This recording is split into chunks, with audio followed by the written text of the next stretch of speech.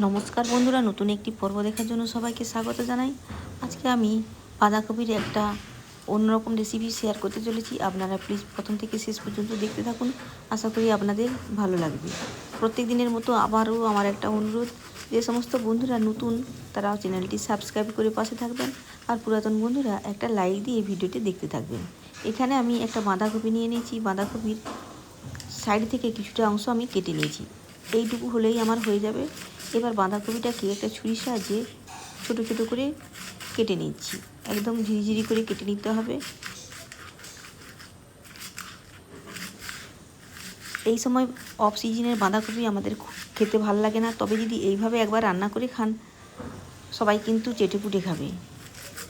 এইবার এক সাইড দিয়ে ঝিরিঝিরি করে কাটার পরে আবারও অন্য সাইড দিয়ে আমি বাঁধাকপিগুলোকে ভালো করে কেটে নিচ্ছি।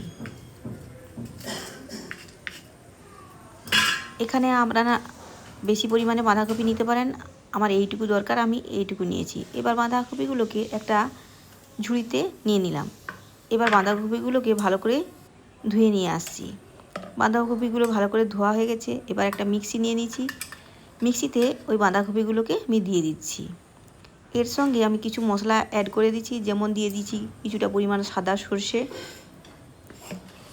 এই সাদা সর্ষেটা দিলে এই রেসিপিতে কিন্তু দারুণ লাগে খেতে। এবার কিছুটা আমি দিয়ে দিলাম রসুন, আর কিছুটা দিয়ে দিলাম কাঁচা লঙ্কা। কাঁচা লঙ্কাটাকে আমি ভেঙে দিয়ে দিচ্ছি, আর দিয়ে দিলাম সামান্য পরিমাণ পোস্ত। এবার আরও কিছুটা দিয়ে দিলাম বাদাম ছাড়ানো। বাদামটাকে আমি ভালো করে ভেজে নিয়েছিলাম, খোলা ছাড়িয়ে দিয়ে দিয়েছি। এবার মিক্সিতে আমি পেস্ট করে নিয়ে এসেছি। দেখুন, সুন্দর করে পেস্ট করার দরকার নেই, এভাবে একটু দরদরা থাকলেই হবে। এইভাবে একবার রেসিপিটি বানিয়ে দেখবেন, খেতে কিন্তু দারুণ লাগে। একবার বানালে দেখবেন আবারও বানাতে ইচ্ছে করবে। বাঁধাকপি তো অসময়ের সবজি, এটা খেতে একদম ভালো লাগে না। এবার বাঁধাকপিটাকে রান্নার জন্য আমি গ্যাসের কাছে এলাম। আগে থেকে গ্যাসটা জ্বালানো ছিল, এবার একটা কড়াই বসিয়ে দিয়েছি। কড়াইটা বেশ গরম হয়ে গেছে। এবার দিয়ে দিলাম পরিমাণ মতো সরিষার তেল। এই রেসিপিতে কিন্তু সরিষার তেল একটু বেশি লাগে। এবার কয়েকটা শুকনো লঙ্কা আমি দিয়ে দিয়েছি। শুকনো লঙ্কাগুলোকে ভালো করে লাল লাল করে মুচমুচে করে ভেজে নিতে হবে।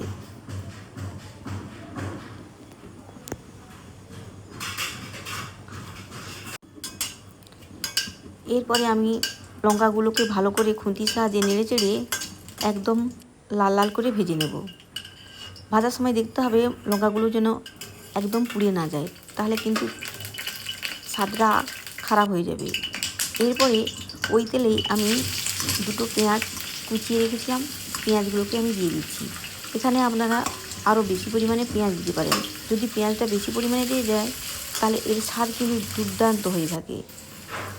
এরপরে পেঁয়াজগুলো একটু ভাজা হয়ে গেছে, সরিয়ে দিয়ে সামান্য পরিমাণ দিয়ে দিলে কালো জিরে, আর দিয়ে দিলাম কিছুটা পরিমাণ রসুন থেতো করা।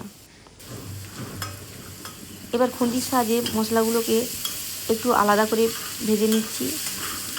একটু আলাদা করে ভেজে নেওয়ার পরে সমস্ত মশলাগুলোকে আমি খুন্তির সাহায্যে ভালো করে লাল লাল করে ভেজে নেব। এরপরে দিয়ে দিলাম পরিমাণ মতো লবণ। লবণটা যদি দেওয়া যায় পেঁয়াজটা কিন্তু খুব তাড়াতাড়ি ভাজা হয়ে যাবে। এরপরে আমি কিছুটা পরিমাণ মশলা দিয়ে দেবো। দিয়ে দিলাম পরিমাণ মতো হলুদের গুঁড়ো, আর দিয়ে দিলাম হাফ চামচের কম জিরের গুঁড়ো, হাফ চামচের কম ধনিয়ার গুঁড়ো, আর দিয়ে দিলাম হাফ চামচের কম কাশ্মীরি লঙ্কার গুঁড়ো। কাশ্মীরি লঙ্কা তো দিলে জানেন তরকারির কালারটা দ্বিগুণ হয়ে থাকে। এরপরে খুন্তির সাহায্যে আমি ভালো করে নেড়ে চেড়ে কষিয়ে নিচ্ছি।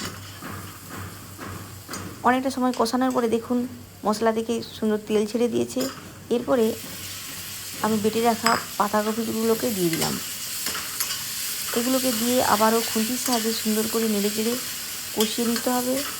এমনভাবে কষতে হবে যেন পাতাকপির থেকে জলটা একদম শুকিয়ে যায়, তবে কিন্তু খেতে ভালো লাগবে। এবার খুন্তির সাহায্যে ভালো করে নেড়ে চেড়ে নিচ্ছি। বেশ লো টু মিডিয়াম আছে 3 থেকে 4 মিনিট কিন্তু ভালো করে কষিয়ে নেওয়ার পরে দেখুন কেমন অবস্থা হয়েছে।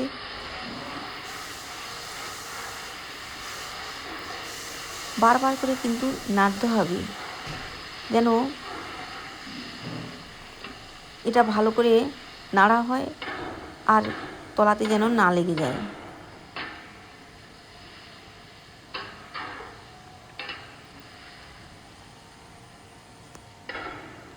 এই রেসিপিটা বানাতে কিন্তু খুব কম সময় লাগে আর খেতে কিন্তু দারুণ লাগে।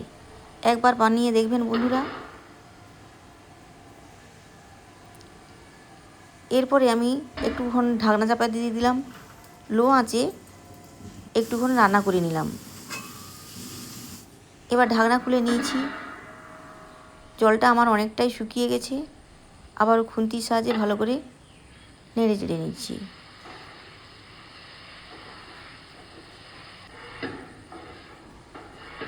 দেখুন একটু তলাতে লেগে গেছে, আবারও খুন্তির সাহায্যে সুন্দর করে কষিয়ে নিচ্ছি। এমনভাবে কষতে হবে যেন একদমও জল শুকিয়ে যায়। এরপরে আমি একটা টমেটো কুচি করে রেখেছিলাম, সেটাকে আমি দিয়ে দিলাম। এতে কিন্তু পাতাকপির ফ্লেভারটা দারুণ হয়। এবার টমেটোটা দেওয়ার পরে আমি খুন্তির সাহায্যে ভালো করে নেড়ে চেড়ে নিচ্ছি।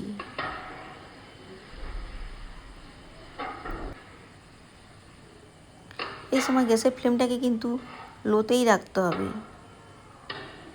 বেশ কিছুটা সময় কষানোর পরে এরপরে আমি এদিকে যে লঙ্কাগুলো ভেজে রেখেছিলাম সেই লঙ্কাগুলোকে আমি ভালো করে গুঁড়ো করে নেব। এই লঙ্কার মধ্যে কিছুটা পরিমাণ লবণ দেওয়া ছিল, যার জন্য লঙ্কাগুলো মাখতে বেশি সময় লাগবে না। এখানে আমি গোটা 4 লঙ্কা দিয়েছি। আপনারা যেমন ঝাল খাবেন সে বুঝেই লঙ্কাটা দেবেন। এদিকে আমার লঙ্কাটা সুন্দর মাখানো হয়ে গেছে। এবার লঙ্কাটাকে আমি তরকারিতেই দিয়ে দেব। লঙ্কাগুলোকে আমি তরকারিতে দিয়ে দিলাম। এই ভাজা লঙ্কা যদি দেওয়া যায় খেতে কিন্তু দারুণ লাগে। এরপরে আমি কিছুটা পরিমাণ কুচনো ধনেপাতাও দিয়ে দিলাম।